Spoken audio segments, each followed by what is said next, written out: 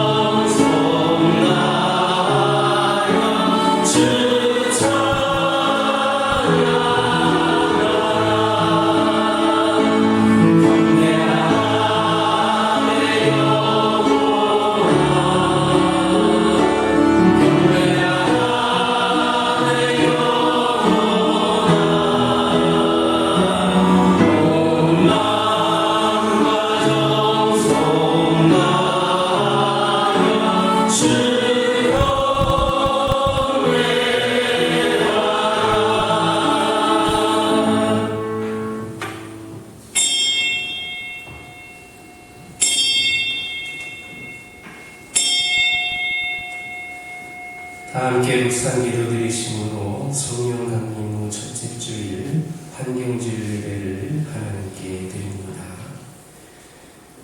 이는 물과 피로 임하신 이시니 곧 예수 그리스도시라. 물로만 아니요 물과 피로 입히셨고 증언하는 이는 성령이시니 성령은 진리니라. 증언하는 이가 시시니 성령과 물과 피라. 또한 이 셋은 합하여 하나이니라. 아멘. 길이요 진리요 생명이신 예수님을 통하여 신앙의 신비를 있게 하시는 삼위일체 하나님 아버지, 저희를 구원하시기 위하여 은총을 베풀어 주신 삼위일체 하나님께 영광과 존귀와 찬양을 드립니다. 오늘 거룩하고 복된 주일에 예수님의 은혜와 하나님의 사랑과 성령님의 돌보심에 경배와 찬양을 드립니다. 이 시간에 세상의 모든 잡념을 버리고 영과 진리로 예배하는 성도들에게 기쁨이 가득하게 하시고 오직 하나님만을 위하여 살게 하옵소서. 예수님의 이름으로 기원하옵나이다. 행복 찬양하시겠습니다.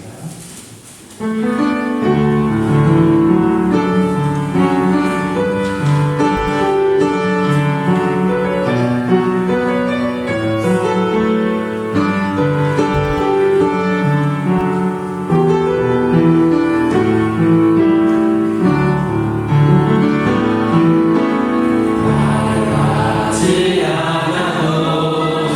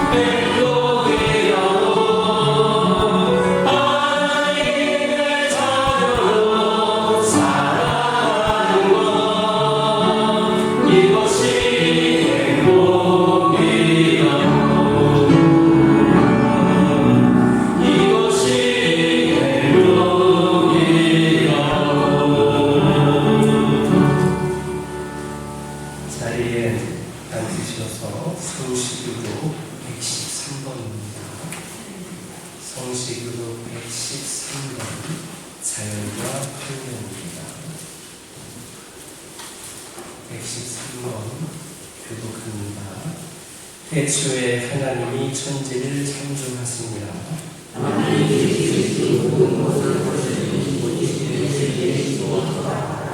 하늘이 하나님의 영광을 선포하고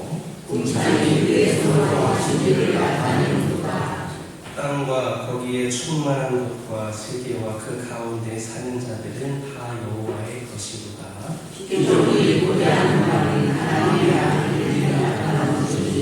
그 바라는 것은 피조물로 썩어짐의 종노릇한 데서 해방되어 피조물이 다 이제까지 함께 탄식하며 함께 고통을 겪고 있는 것을 우리가 아느니라. 그뿐 아니라 또한 우리 곧 성령의 처음 믿는 열매를 받고 속으로 탄식하여 양자될 것 곧 우리 몸의 속량을 기다리느니라. 내로 항상 모든 곳에서 회복도 없고 상함도 없을 것이니 이는 우리 바다를 엎음같이 여호와를 아는 지식이 세상에 충만할 것입니다. 아멘. 사도신경으로 신앙 고백하십니다.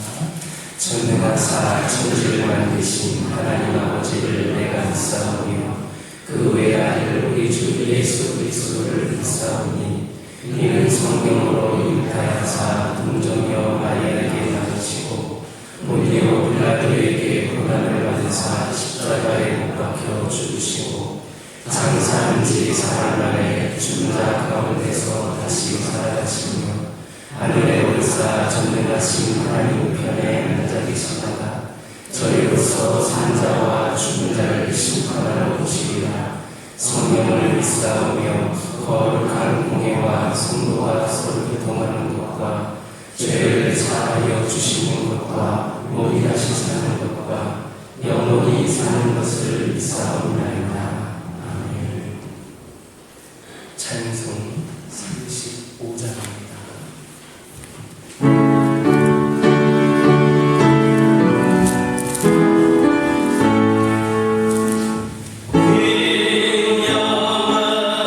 저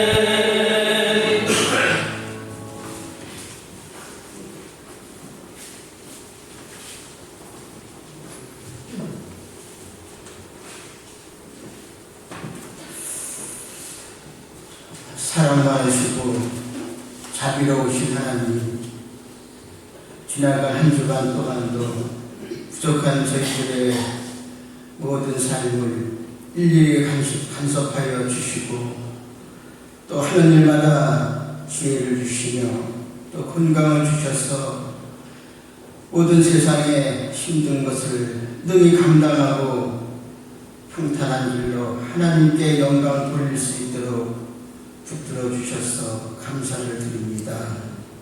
오늘 이 시간에도 저희들이 다른 데 가지 않고 이곳에 올 수 있도록 믿음을 지켜주셔서 믿음의 건설들이 주님 전에 나왔습니다. 우리 하나님께서 한 심령 우리 하나님께서 천하보다 귀한 영혼이라고 하셨사오니 성령으로 임재하여 주시고 그 마음을 품어주셔서 구원의 감격과 또 하나님이 함께 하시는 그 축복의 기쁨을 안고 영존하신 우리 하나님 앞에 감사로 마음과 뜻과 성품을 다해서 예배할 수 있도록 저희들을 주장하여 주시옵소서.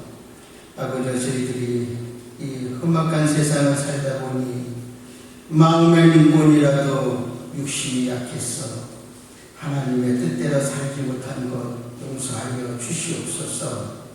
이 나라의 백성이 오직 주님 뜻대로만 살 수 있도록 도와주시옵소서.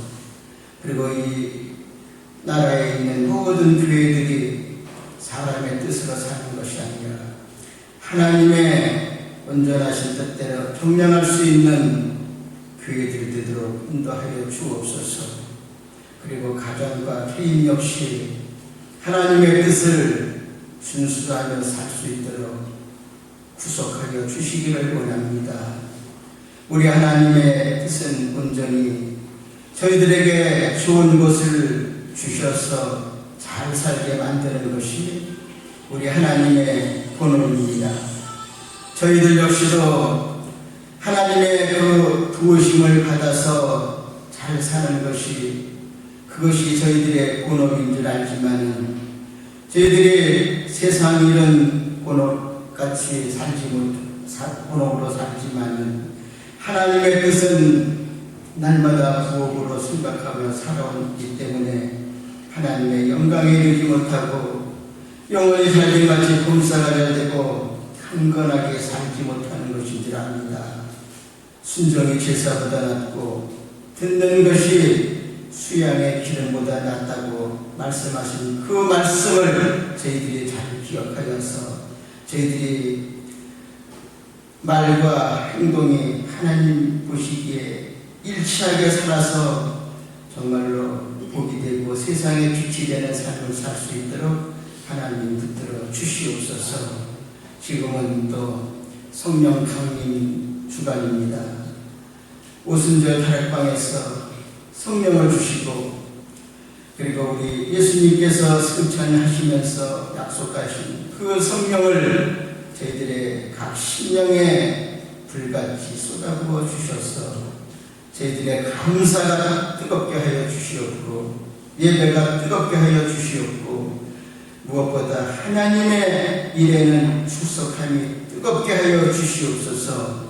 그리고 용서하지 못하고 늘 비판하고 원망하고 지적하는 모든 것이 성령의 큰 아버지여 능력으로 인해서 부정적인 것은 다 불태워버리고 오직 사랑과 용서로 저희들을 살아갈 수 있도록 도와주옵소서.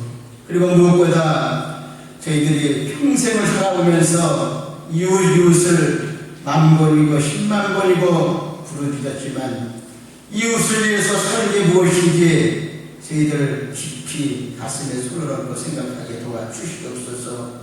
아버지, 그 이웃의 불쌍한 영혼들이 사랑이 있고 이웃을 끔찍이 생각하면 이 자리가 이렇게 빈자리가 많겠습니까? 저희들 형식적으로만 이웃을 사랑하는 것이 아니라 진정한 영혼의 불쌍함을 가지고 복음으로 살아갈 수 있도록 붙잡아 주시옵소서.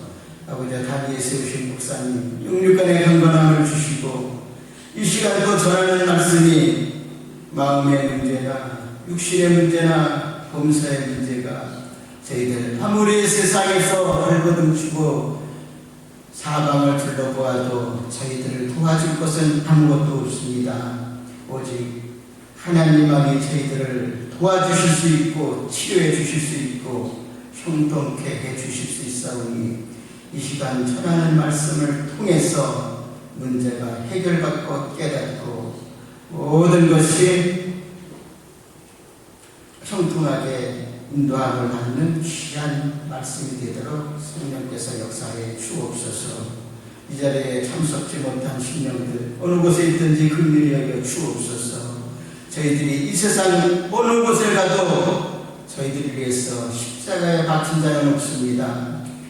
여행을 간다고 해서 여행이 나를 위해 십자가에 못 박힌 것도 아니고 자녀와 손주 때문에 교회를 못 온다 하지만 자녀와 손주가 나를 위해서 십자가에 못 박힌 것도 아니고 직장을 위해서 헌신하고 봉사한다 할지라도 직장이 나를 위해서 십자가에 못 박힌 것은 아닙니다.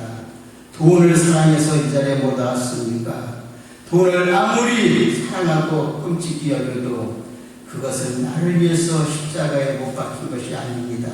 아무쪼록 저희들을 위해서 십자가에 못 박힌 분은 오직 예수님밖에 없다는 것을 깊이 깨닫고 예배드리고 주의를 지키는 것을 저희들이 그 나라와 그 의를 구하는 우선 순위로 생각할 수 있도록 하나님 깨닫게 붙잡아 주시옵소서. 아버지 모든 기간도 오직 모든 것이 합력해서 성령 안에서 날마다 강성해지는 역사가 이 교회에서 나타날 수 있도록 하나님 주장하여 주옵소서. 예배를 돕는 손길들 강건함을 베풀어 주셔서 늘 피곤치 않도록 붙잡아 주시고 아버지 모든 예배 순서 절차마다 저희들이 한번 탈지 않고 하나님께 영광 돌리며 성삼일체 하나님 홀로 영광받아 주시옵소서. 이곳에 교회를 세우시고 이 근동의 모든 자가 구원받기를 원하시는 우리 구주 예수님의 이름으로 기도드리옵나이다.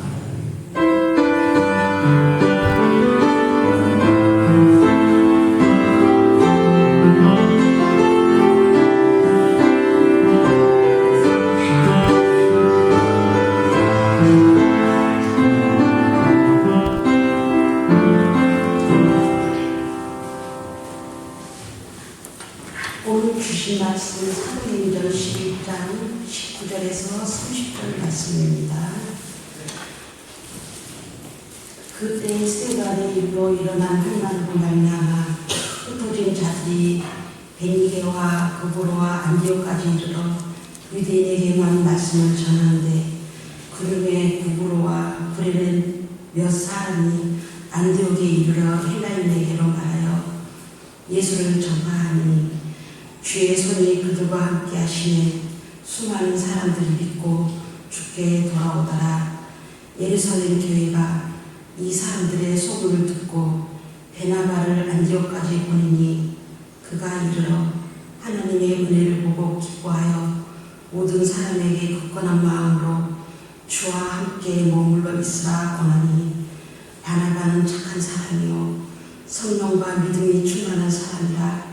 이에 큰 무리가 주께 더해지더라. 바나바가 사울을 찾으러 다소에 가서 만남에 안디옥에 데리고 와서 둘이 교회에 1년간 모여 있어 큰 무리를 가르쳤고 제자들이 안디옥에서 비로소 그리스도인이라 일컬음을 받게 되었더라. 그때 선지자들이 예루살렘에서 안디옥에 이르니 그 중에 아가보라 하는 한 사람이 일어나 성령으로 말하되 천하에 큰 흉년이 들리라 하더니 그라우디오 때에 그렇게 되니라.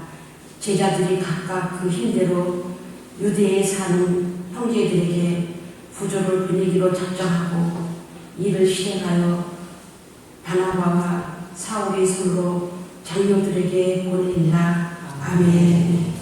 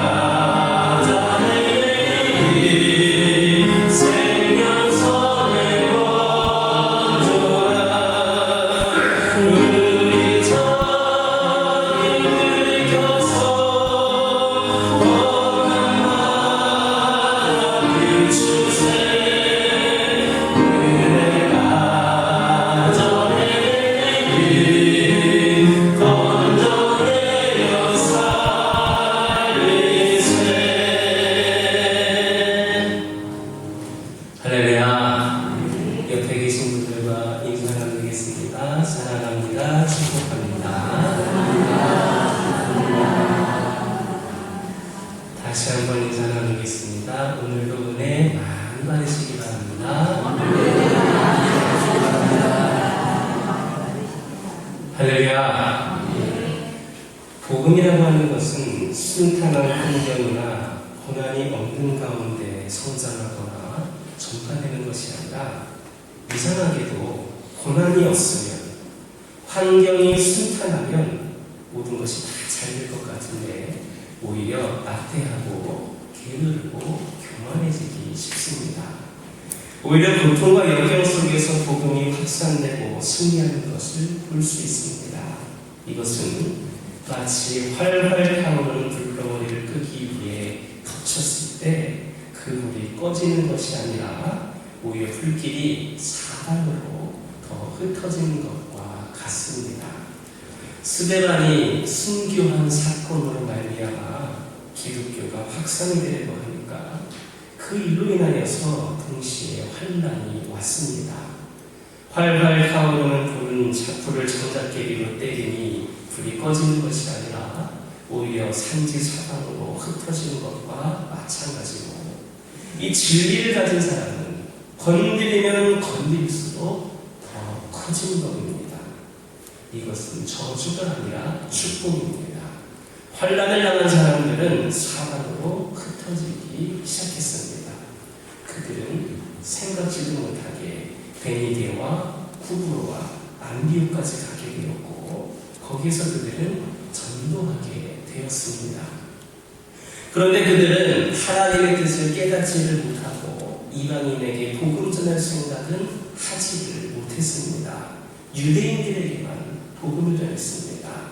그러나 베드로와 고넬료가 만난 사건을 통하여서 하나님은 유대인만의 하나님이 아니라 온 이방인의 하나님이고 이스라엘만의 하나님이 아니라 온 열방의 하나님이라는 사실을 가르쳐 주신 겁니다. 그래서 본문을 보면 어떤 사람들은 이방인인 헬라인에게도 복음을 전하는 것을 볼 수가 있습니다.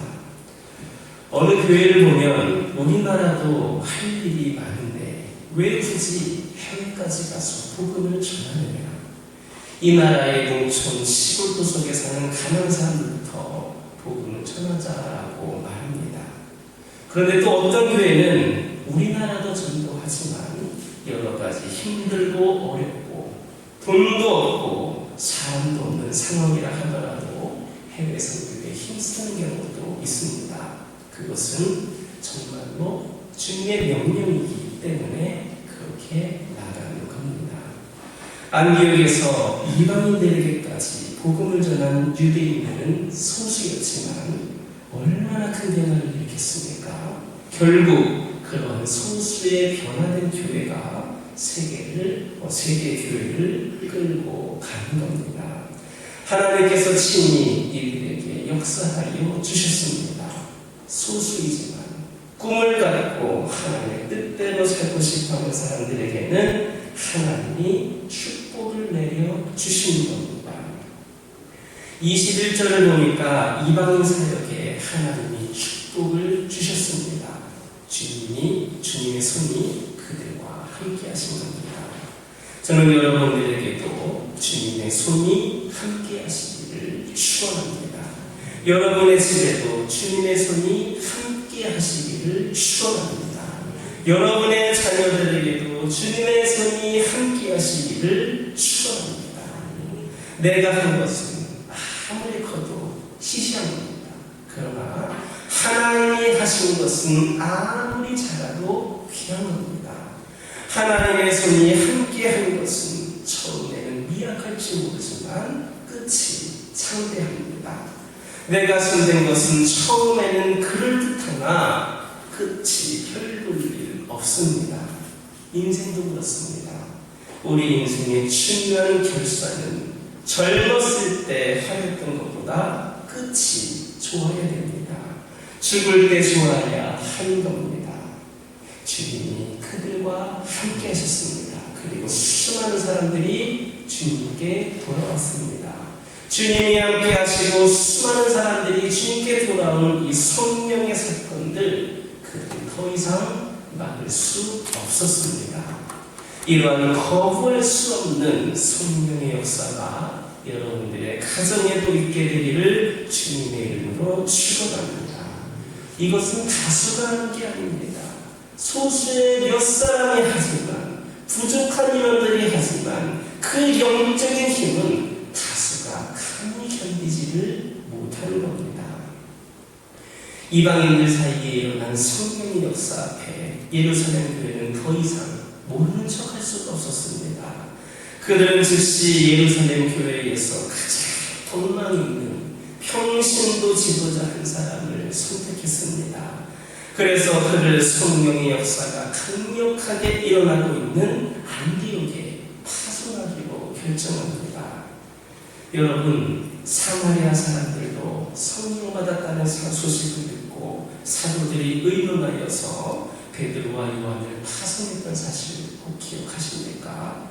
이들은 바로 이방인들에게 복음의 역사가 일어났을 때에 최초로 파송된 목회자들이었습니다. 그런데 바로 오늘 본문인 11장에 역사적으로 굉장히 중요한 사건이 또 나타납니다. 최초로 평신도 선교사가 생겨난 겁니다. 하나님이 이방인들에게도 복음을 주셨다는 소식을 듣고 예루살렘 교회는 그 교회에서 가장 인격이 훌륭하고 믿음이 좋은 바나바라고 하는 사람을 보냈습니다.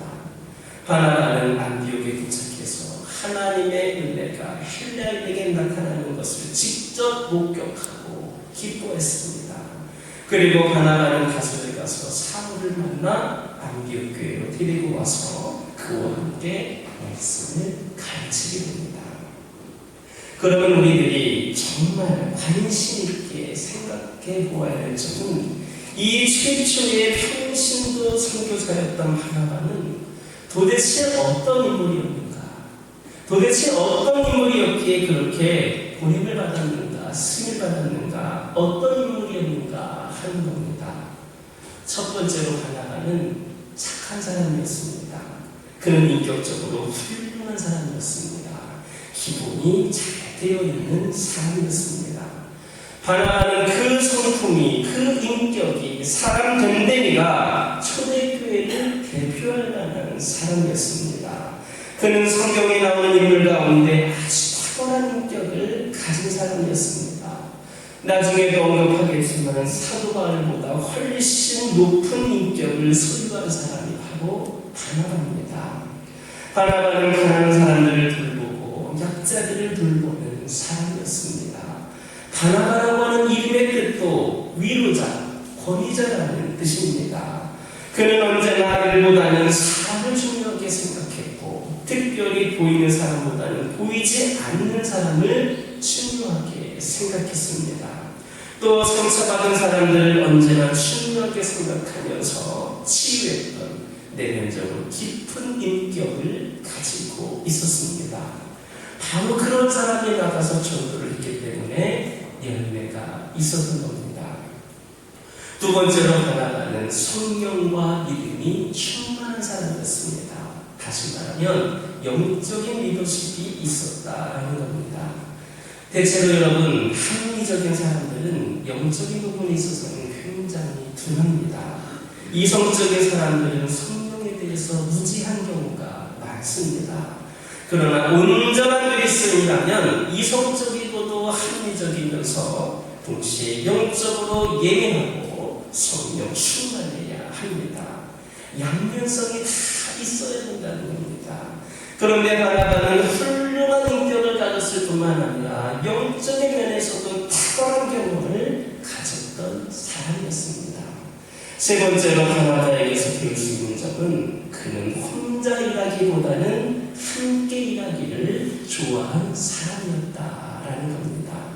바나바는 예루살렘 교회에서 가장 인격을 갖춘 성령 충만한 지도자였습니다. 그는 평신도였습니다. 그는 파송을 받았습니다. 안디옥에 가서 하나님의 은혜라는 사실을 알고 기뻐했습니다. 감사했습니다. 그리고 그들을 위로하고 격려했습니다. 그 다음에 바나바가 어떻게 했습니까? 그 목회 현장을 보고 나서 생각나는 한 사람이 있었습니다. 사울이었습니다.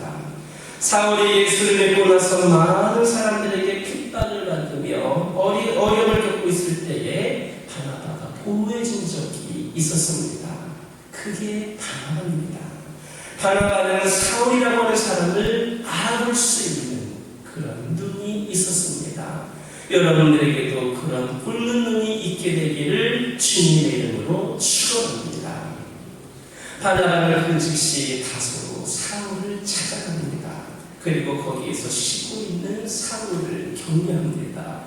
또 자기와 같이 일하자라고 권면을 합니다. 결국 나중에 보면 바나바는 사울을 섬기는 자가 됩니다. 참 대단한 인격을 가진 사람입니다. 인격 중에 가장 큰 인격은 남을 섬기는 인격을 가진 자입니다. 일은 누구나 할 수 있습니다. 그러나 남을 섬기는 인격까지 갖춘 사람은 참으로 훌륭한 사람입니다. 자기보다 훌륭한 사람 섬기는 것은 좋습니다. 그러나 자기보다 신분도 낮고 자기보다 어린 사람을 섬기는 것은 쉬운 일이 아닙니다. 그런데 바나바는 선지자였습니다. 사울은 뒤늦게 온 사람입니다. 그런데도 바나바는 사울을 섬겼습니다. 이것이 그리스도의 인격입니다. 바나바는 혼자 일하기를 원하지 않았습니다. 어떤 사람은 혼자서는 잘하는데 같이 일하라고 하면 안 하는 사람이 있습니다. 그러나 기독교인의 참된 인격은 함께 일하는 겁니다. 독점하는 것이 아니라 주면서 일합니다. 자기를 갖추면서 섬기면서 일합니다. 바나바에게 바로 그러한 인격이 있었습니다. 저는 우리 교회 성도들이 어디를 가더라도 일을 잘할 수 있게 되기를 축원합니다. 무엇을 해달라 그러면 나는 일을 하겠다라고 하는 사람들은 차라리 안 하는 것이 나을 겁니다. 왜냐하면 그런 식으로 일을 하게 되면 반드시 어딘가에서 부딪히게 되어 있습니다. 자기 영역이 있고 자기 주장이 많기 때문에 남에게 상처를 주는 경우가 많습니다. 교회 일은 이 일만 하면 하겠다, 이 자리만 하겠다 하면 안 됩니다. 무슨 일이든지 다 해야 됩니다. 어떤 일을 맡겨도 다 할 수 있어야 되고 진정한 기독교 공동체를 그렇게 만들어낼 수 있는 겁니다. 바나바와 사울은 1년 동안 하나님의 은혜를 입은 안디옥 성도들을 양육했습니다. 그 결과 드디어 안디옥 교회가 탄생을 하게 된 겁니다. 안디옥 교회에서 바나바와 사울을 중심으로 1년 동안 열심히 모여 떡을 떼고 기도하고 전도하고 성경 공부하고 교제하는 그 모습을 보고 주변 사람들이 저 사람들은 참 이상한 사람들이다. 저 사람들은 그리스도를 따른 사람들이라고 하더라 하면서 별명을 하나 붙여줬는데 그게 바로 그리스도인이라고 하는 별명입니다. 누가 여러분들을 어디에서 보더라도 여러분들이 예수 믿는 그리스도인이라고 모두가 알아볼 수 있게 되기를 주님의 이름으로 축원합니다. 그런데 어떤 사람들은 예수를 믿는지 안 믿는지 분간이 안 가는 사람들이 있습니다. 할렐루야 할렐루야 하면서 세상에 나아가서는 꽁꽁 숨어있는 사람들이 많습니다. 성경책은 꼭 잘 보이지도 않을 것 같은 조그만 것만 주머니에 놓고 다녀서 뭐 회사에서든 어디에서든 예수 믿는 길을 전해내지를 않습니다. 안 믿는 사람하고 같이 잘 사는 척하다가 주일날 교회에 오는 겁니다. 식사를 할 때에도 기도하지 않습니다. 저는 여러분들이 이런 사람 아니기를 바랍니다. 여러분에게도 그리스도인 예수님이라고 하는 낙인이 찍히게 되기를 주님의 이름으로 축원합니다. 여기에서 우리는 초대교회의 본질을 보게 됩니다. 이것은 교회가 자신의 모습에 만족하지 않고 나눠주는 모습입니다. 예루살렘 교회가 어떻게 바나바를 안디옥에서 보낼 수 있었겠습니까? 어떻게 내줄 수 있었습니까? 또 안디옥 교회가 어떻게 1년 뒤에 사울이라고 하는 위대한 설교가를 내릴 수가 있었겠습니까? 예루살렘 교회는 인격적이고 영적이고 훌륭한 사람을 그렇게 선교사로 내보내 주었습니다. 또 안디옥 교회를 보면 그들은 교회를 세우기 전에 1년 동안 모여서 열심히 성경 공부를 했습니다. 그리고 그 지도자들은 혼자 일하지 않고 동력을 했습니다. 우리도 좀 더 적극적으로 나아가야 합니다. 우리 모두도 복음이 필요한 것을 향하여 한 걸음 한 걸음 더 나아갈 수 있어야 됩니다. 이것이 예루살렘 교회와 안디옥 교회에서 우리가 볼 수 있는 모델입니다. 안디옥 교회에서 재미있게 목회를 하고 있는데 예루살렘에서 예언자들이 옵니다. 그 예언자들 중에 아가보라고 하는 사람이 흉년이 올 것을 예언을 하였고 실제로 흉년이 들기 시작합니다. 그때 안디옥 교회 성도들이 함께 모여서 무엇을 했습니까? 1년 동안 모여서 성경 공부도 하고 여러 가지 성도들 간의 교제를 하는 등 신앙생활을 열심히 하다가 이제는 그리스도인이라고 하는 별명도 얻게 되었고 안디옥 교회가 제대로 구색을 갖추고 세워지게 되었는데 이 안디옥 교회가 이제 대외적으로 한 최초의 뭐냐? 구제였다는 겁니다. 예수 믿고 은혜 받고 성경 공부하고 나서 그들은 천하의 흉년이 들었을 때에 정성스럽게 헌금하여서 바나바와 사울을 통하여 유대에 있는 장로들에게 이 헌금을 전달해 주었다라는 겁니다. 오늘날 성령을 받은 교회들, 성령을 말하는 교회들이 세상에서 왜 칭찬과 사랑을 받지를 못합니까? 왜 의심을 갖습니까? 자기들끼리만 잘하니까 그렇습니다. 자기들끼리만 잘 사니까 그렇습니다. 너만 예수 믿고 너만 잘 산다고 하면 그게 뭐냐라는 것입니다. 그런데 사도행전을 보면 그렇지 않습니다. 성령 받은 사람들이 제일 먼저 하는 일은 가난하고 병들고 어려운 사람들, 그것도 멀리 있는 사람들이 아니라 주변에 있는 사람들, 교회 안에 있는 사람을 도와야 합니다. 이것이 성령 받은 사람들의 특징입니다. 성령 받은 사람들의 특징은 전도하는 것이고 구제하는 것이고 선교하는 겁니다. 은사들은 그 다른 이야기일 뿐입니다. 그러면 그들이 헌금할 때 어떻게 했습니까? 제자들이 각각 그 힘대로 했다 했습니다. 이게 참으로 중요합니다. 요즘 사람들 헌금 어떻게 하는 줄 아십니까? 각각 하자고 하면 부담을 느낍니다. 저 사람은 많이 하고 나는 적게 하면 부담을 느끼니까 그렇게 하지 말고 그냥 다 합해서 함께 얼마씩 내자 이렇게 말합니다. 그러나 이것은 하나님의 뜻이 아닙니다. 자신들의 필요에 따라 자신들의 형편에 따라 하는 겁니다. 또 헌금은 힘 있는 대로 할 수만 있으면 최선을 다하되 익명으로 하는 것이 좋습니다. 사실 내 이름을 밝히면서 하는 것은 좋지는 않습니다. 헌금이라고 하는 것은 하나님과 나와의 관계이기 때문입니다. 교회가 좋은 일을 할 때에도 사실 우리 교회가 했다는 말 들을 필요 없습니다. 바로 예수님이 하신 일이기 때문입니다.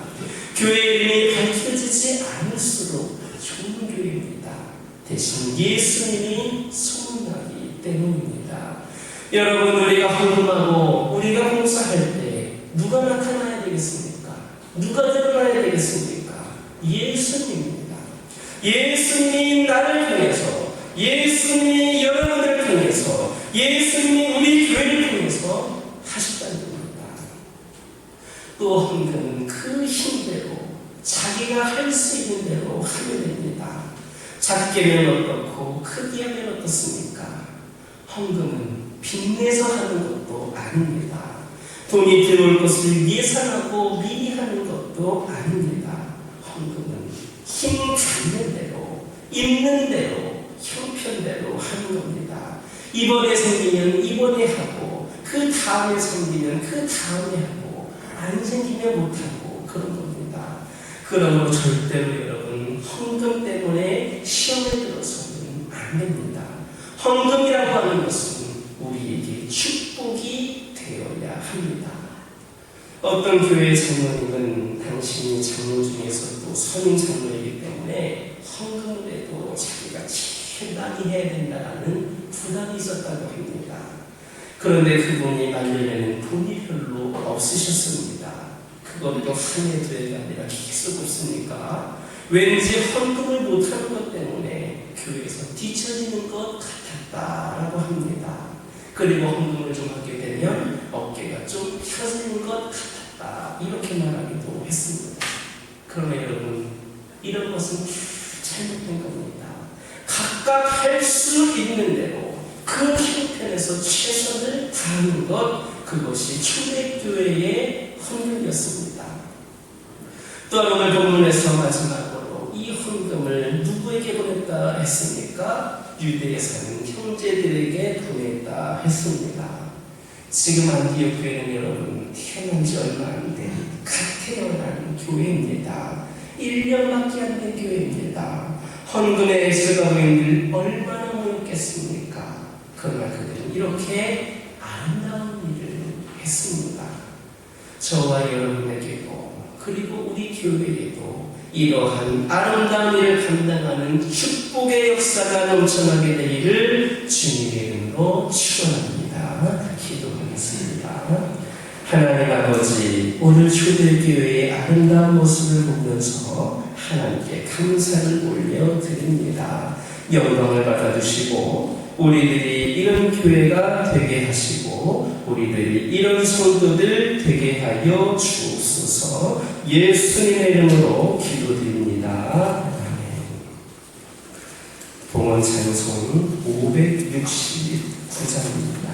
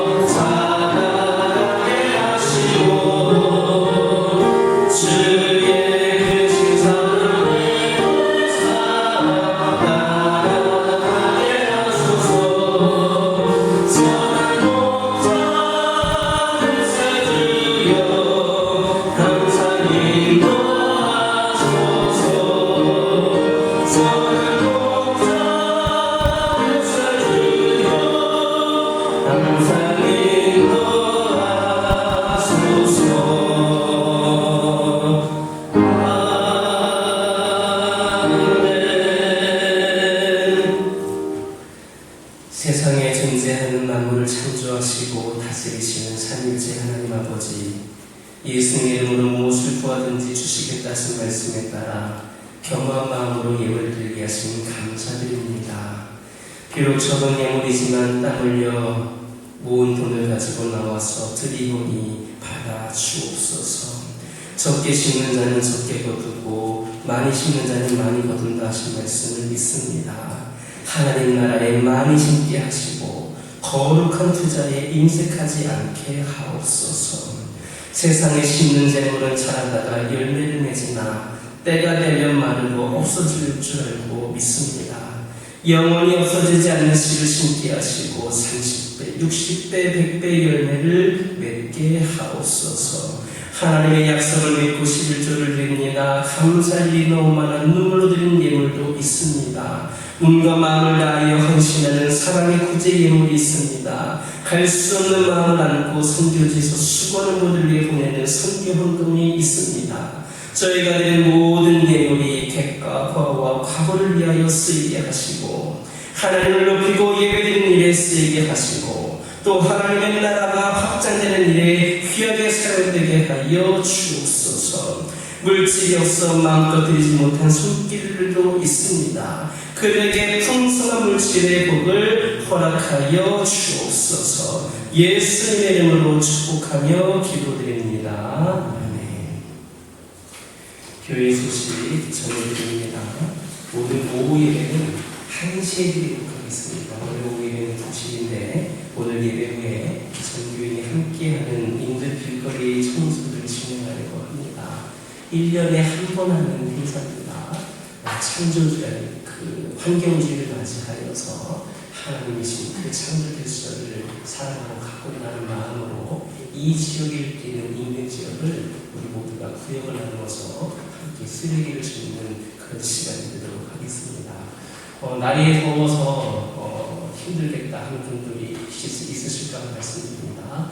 길게 하지 않겠습니다. 함께 한 30분 정도만 쓰고 하면 이 지역을 조금이라도 깨끗하게 하지 않을까 싶습니다.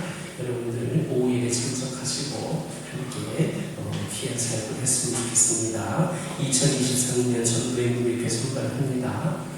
전도 물품 많이 나갔는데 아직 스티커 부착하지 않은 분들 많이 있습니다. 꼭 함께 참여해 주시기 바랍니다. 2023년 태국 단기 선교가 11월에 있는데 첫 준비 모임이 돌아오는 토요일 오후 3시에 6월 10일 오후 3시에 모이도록 하겠습니다. 참가하는 분들 혹 아직 신청하지 않았으나 참여하겠다는 분들 있으시면 6월 10일 첫 모임에 모두 참여해 주시기를 바랍니다. 시간이 많이 남은 것 같지만 사실 별로 남지 않았습니다. 함께 기도하면서 연습하면서 준비하면서 우리가 진행했으면 좋겠습니다. 구역 신방 목요일 오전 11시 있겠습니다. 재정부 모임이 오늘 점심 식사 후에 모임입니다. 한 가지 광고를 드립니다. 주로 올리진 않았는데 그동안 우리 학교 공사를 하느라 여러분들 이 주변에서 교회 오시기가 불편한 분들이 있으셨을 것 같은데 이제 학교에 건의를 하여서 후문과 또 정문의 그 작은 문을 24시간 개방을 하고 있습니다.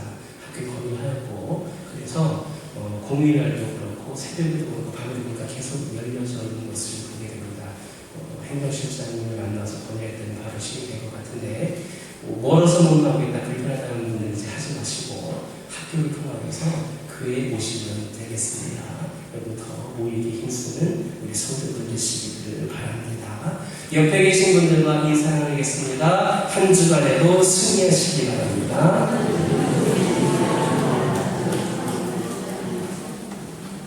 다 같이 일어서셔서 주기도 물소리를 하나님께 영광을